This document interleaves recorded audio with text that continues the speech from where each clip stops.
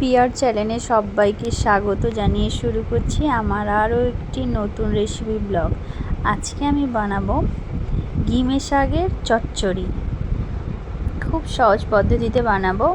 এইভাবে বাড়িতে একবার ট্রাই করে দেখবে, খুব ভালো খেতে লাগবে। আজকে আমি বড়ি দিয়ে আলু দিয়ে গিমে শাক দিয়ে চচ্চড়ি। তো আমি দেখো প্রথমে পাতাগুলো ছাড়িয়ে নিচ্ছি, শুধু পাতাগুলো নিচ্ছে, যেগুলো কচি ডান্ডি সেগুলোও নিয়ে নিচ্ছি। ঠিক এইভাবেই ছাড়াবে।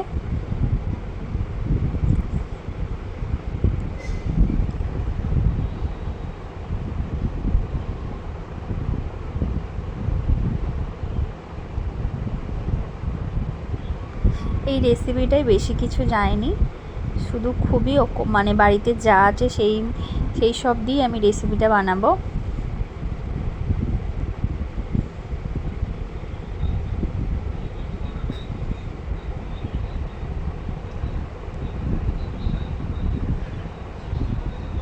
কড়ার তেলটা গরম হয়ে গেছে, তাতে আমি মসুর ডালের বড়ি দিয়েছি।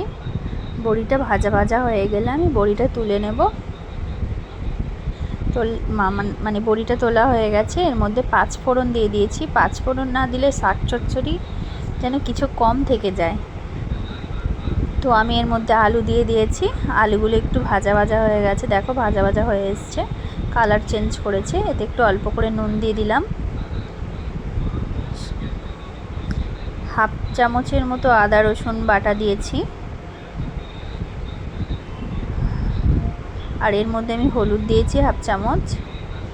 তো এটা আমি নেড়ে নেব।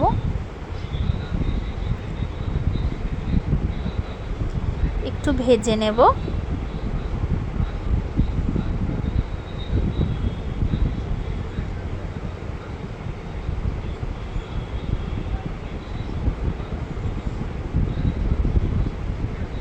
ধনে জিরের পেস্ট দিয়েছি, এটাও একটু হালকা করে নেড়ে নেব।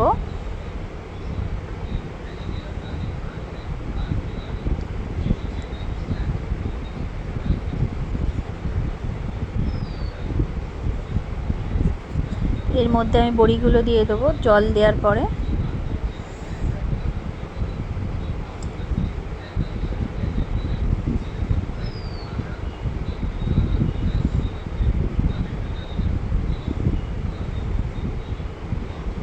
এর মধ্যে এবারে আমি বড়িটা নাড়ার পরেতে এর মধ্যে আমি শাকটা দিয়ে দেবো, কিমে শাকটা।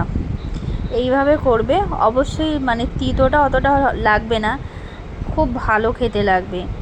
ভালো লাগলে অবশ্যই একটা লাইক করে দেবে, কমেন্ট করে দেবে, পাশে থাকবে।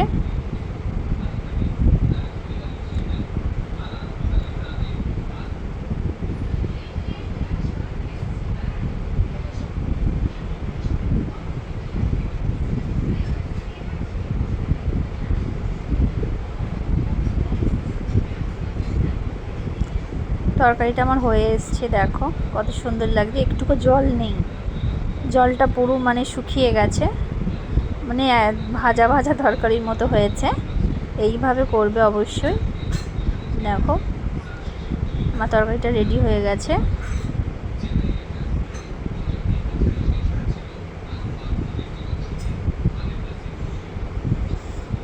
সবাই ভালো থাকবে, সুস্থ থাকবে। রাধে রাধে।